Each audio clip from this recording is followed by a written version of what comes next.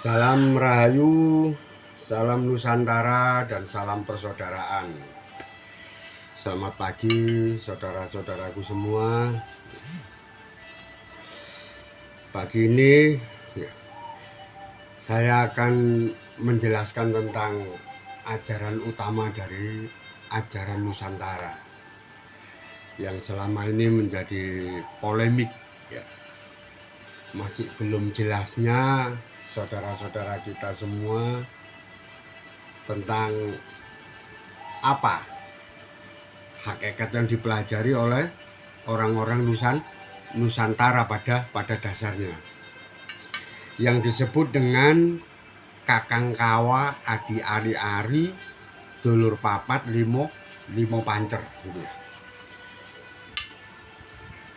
Kemungkinan saya akan bikinkan sampai 3 episode ya.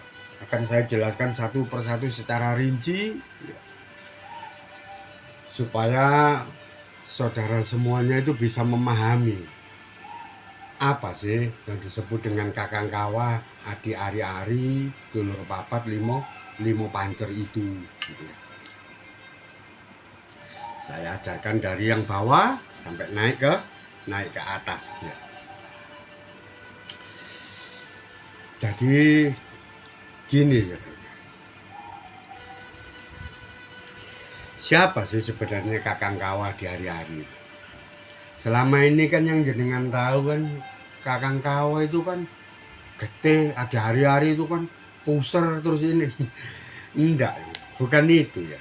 Mohon maaf, bukan itu. Karena di serat kunonya itu yang saya baca nggak kayak begitu ya, di kitab agungnya itu. Kakang kawa di hari-hari itu sebenarnya hati kamu dan pikiran kamu gitu loh. Ini kakang kawanya, ini adi ari-arinya gitu. Dulur 4 itu ini loh, 1, 2, 3, 4 ini. Sedangkan pancernya itu adalah hidup kita yang disebut dengan cahyo kang pinuji dan cahyaning urip yang samar sinamaran. Nah, sekarang saya ceritakan dulu di sini. Ya.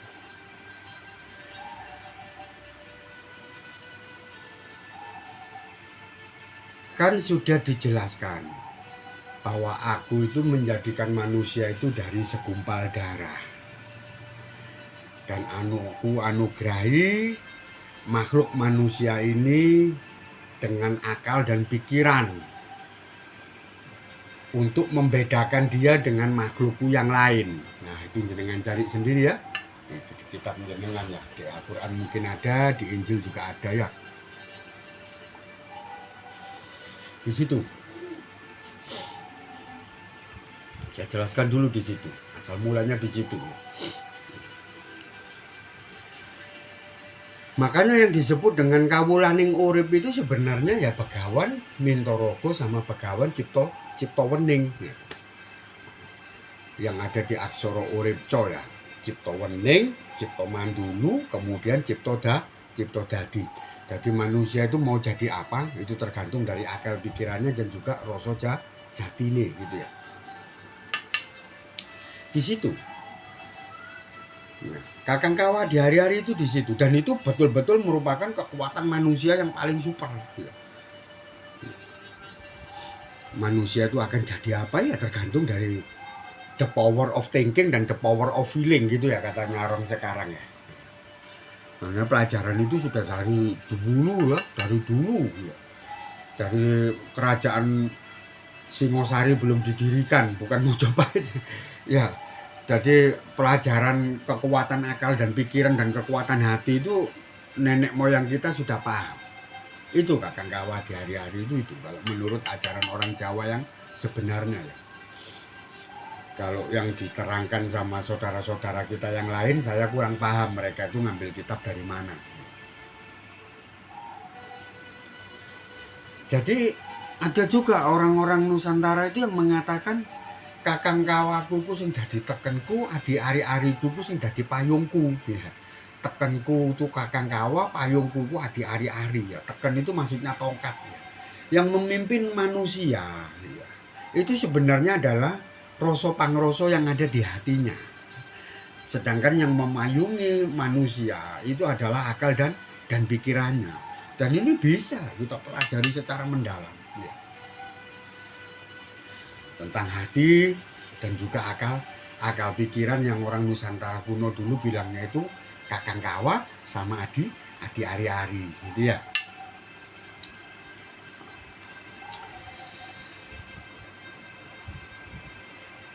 Jadi kakang kawa itulah tempat keyakinan kita, tempat kita merasakan semua yang ada, merasakan hidup kita, merasakan anugerah alam semesta ya.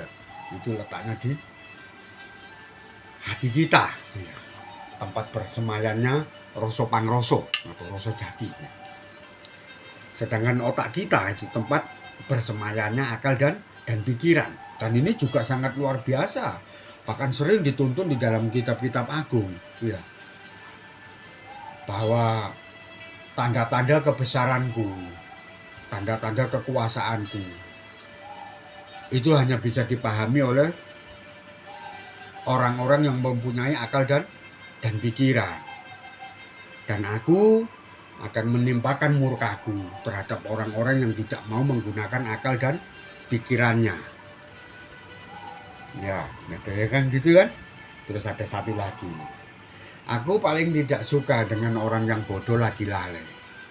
Orang yang senang membenam-benamkan dirinya dalam kebodohan dan lagi lupa atau lalai. Kalau orang Jawa bilangnya itu, Gusti Allah ku gak seneng karo wong goblok tapi betah. Lah goblok kok betah ini lah, ini repot ya. Harusnya orang goblok itu gak boleh betah ya. Orang goblok kok betah. Jadi harusnya belajar bagaimana supaya kebodohan itu bisa terkikis. Jangan terus menjadi bodoh terus betah ya. Orang nggak tahu apa-apa kok kerasan gitu loh. Ya. Itu sangat tidak dibenarkan, bahkan diancam ya di situ ya. Jenengan bisa cari sendiri, dibaca di kitabnya jenengan masing-masing ya. Itu asal mulanya. Asal mulanya. Titik terendah dari manusia itu adalah akal dan pikirannya. Makanya banyak orang yang bilang akal dan pikiran manusia itu sebenarnya tidak butuh apa-apa. Maksudnya apa? Gini ya. Ada yang bilang seperti ini. Yang diperlukan itu bukan dalil, bukan hadis, bukan ijma, bukan qiyas. Tapi yang sangat diperlukan itu adalah akal dan pikiranmu juga rasa pangrasamu ya. Aturan seperti apapun, firman seperti apapun, ya. Hukum seperti apapun, selama akal pikiran kamu itu tidak bisa nampeni, nggak bisa mencerna itu apa, dan rasa pangrasamu itu tidak bisa merasakan itu bagaimana, ya nggak ada gunanya, ya nggak ada gunanya. Karena dengan kondisi yang seperti itu, ya selamanya kita nggak akan pernah paham gitu loh. Apa yang kita pahami dari itu tadi? Kalau kita tidak bisa menggunakan akal dan pikiran kita dan rasa pangrasa kita itu dengan ya, semestinya atau setepatnya tentang hukum-hukum, dalil-dalil atau aturan-aturan yang ada itu tadi. Kayak orang Jawa bilang, semua petunjuk itu akan masuk ke dalam hatimu dan pikiranmu harus bisa mengelolanya.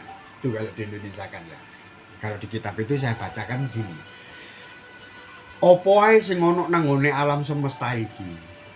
Atimu sing nampani tapi akal pikiranmu kudu iso nampeni gitu. Jangan cuma rasa jatimu tok sing iso nampani tapi akal pikiranmu gak iso nampeni. Lah iki kok ndarano muspro ya. Akhirnya melbune bener, metune dadi gak bener. Masuknya bener, keluarnya gak bener. Karena apa? Kamu salah paham. Itu tadi maksudnya apa? Gitu loh. Nah ini nih tugas manusia itu. Yang disebut dengan ngasah akal pikirane, mencerdaskan daya intelektual, ya, dan mempertajam rasa jatine, meningkatkan dayanya apa? Spiritual intelijensi, ya, atau kecerdasan spiritualnya itu adanya di hati. Dan itu yang benar itu. Jadi kalau yang selain itu saya nggak ngerti, ya itu ngambilnya dari kitab apa. Jadi perhatikan dulu di situ. Itu step pertama dari kunci keselamatan manusia. Jadi selama manusia itu masih mau menggunakan akal dan pikirannya, selama manusia itu tadi masih mau menggunakan rasa pangrosone, apa rasa jatine gitu, orang itu pasti selamat. Karena semuanya itu kan nggak bisa mempengaruhi perilaku atau pangucapnya seseorang. Selama akal dan pikirannya atau rasa jatinya itu tadi tidak terkontaminasi atau terdampak. Contohnya apa? Mohon maaf ya. Meskipun kita lihat ya wanita itu cantiknya kayak gimana, putih mulusnya kayak gimana, ya. Bahkan dia pakai bikini renang di pantai. Terus kita lihat, selama akal pikiran kita itu tidak kemana-mana, rasa jati kita nggak kemana-mana atau kosong, ya kita nggak akan terpengaruh yang aneh-aneh. Nggak ada itu. Yang terus kita bersakwat, beranu yang nggak ada. Semuanya itu timbul kan karena akal pikiran kamu dan rasa jatimu yang sudah terdampak atau terpengaruh dengan apa yang kamu lihat. Nah, itu ya. Nanti saya jelaskan tentang penglihatan, pendengaran itu siapa yang duduk di situ ya. Itu karena tempatnya dulur papat itu tadi. Kita bicara dulu masalah Kakang Kawa dan adik Ari-Ari sampai tuntas. Makanya itu hati-hati, ya, hati-hati dengan akal pikiran kamu dan hati-hati dengan rasa pangrosomu. Jangan terlalu terbawa ke situ. Jangan kebawa pikir, jangan terbawa perasaan, nggak boleh baperan. Ya. Supaya kita bisa selamat itu di situ. Jadi kita harus tahu mana yang harus kita pikirkan dan kita juga harus tahu mana yang harus kita rasakan. Ya. Tapi jangan terbawa rasa, gitu. Jangan semuanya terus kamu pikirkan, semuanya terus kamu rasakan. Nah ini nggak benar, nanti malah carut marut, gitu. Ya. Seperti itu ya saudaraku. Nggak ada sesuatu yang bisa mempengaruhi kita, nggak akan ada sesuatu yang bisa mencelakakan kita, selama kita mau menggunakan akal pikiran kita dan juga rasa pangrasa kita. Itu Kakang Kawa dan Adi Ari-Ari yang sebenarnya dalam ajaran ya, Nusantara kuno.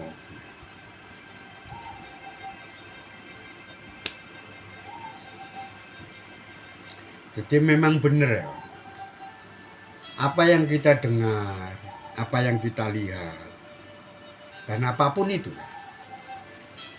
tidak akan berpengaruh apa-apa terhadap diri kita.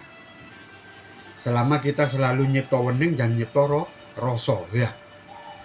Makanya orang-orang Nusantara itu, wah, kalau saya bahas masalah Begawan Cipto Wening dan Begawan Cipto Rasa itu nggak ada habisnya ya. Ya sama halnya dengan kita bahas masalah itu tadi. Ya.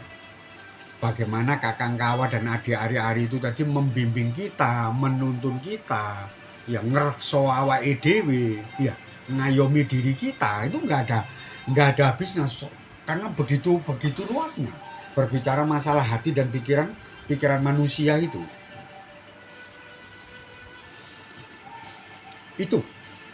ya. Itu yang harus jenengan pahami lebih dulu ya. Jadi jangan dicari Kakang Kawa dan adik Ari-Ari itu apa sih Pak? Iya. Terus kalau kita sudah ketemu mereka itu, terus mereka bisa kasih apa sama kita? Ya itu yang saya jelaskan tadi, mereka bisa kasih apa? Dengan jenengan semua bisa kasih apa? Ya, kalau jenengan memang sudah betul-betul bisa bertemu dengan itu tadi. Ya.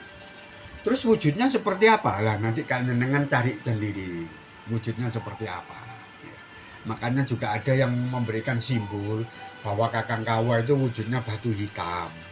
Adi hari-harinya itu wujudnya batu putih. Ada yang bilang Satrio Ireng karo Satrio putih. Ya, ada yang bilang Yin dan Yang ya. Ada yang bilang ya banyak ya. Namanya banyak itu ya. Kalau di ajaran Nusantara kuno sendiri disebutkan Satrio Ireng dan Satrio putih ya. Satrio hitam dan Satria putih ya. Kalau saya sendiri lebih suka menyebutnya Begawan Mintorogo sama Begawan Ciptoning gitu. Tuh nanti di situ yang bisa beliaunya yang akan mengajarkan kita seperti itu. Jadi keselamatan manusia itu sebenarnya terletak di situ. Selama manusia itu tadi masih mengikuti tongkat tekennya Kakang Kawanya dan masih berteduh ya, masih dipayungi sama adi ari-arinya atau akal dan pikirannya, manusia itu banyak selamatnya daripada celakanya. Di situ.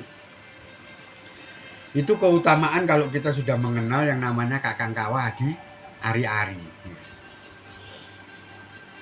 Cukup ya, saudaraku ya. Nanti saya akan lanjutkan ke atasnya. Apa itu? Sedulur papat. Apa yang bisa kita pelajari dari sedulur papat itu? Sedulur papat itu letaknya di mana? Ya. Kalau ini tadi kan jenengan sudah jelas, sudah tahu ya bahwa Kakang Kawa itu letaknya di hati kita dan adi ari-ari itu letaknya di akal, pikiran atau otak kita. Di episode yang kedua saya akan jelaskan siapa itu sedulur papat, apa keutamaan kalau orang itu sudah mengenal dengan sedulur papat, dan apa yang bisa dipelajari dari sedulur papat itu. Ya. Salam Rahayu, salam Nusantara dan salam persaudaraan.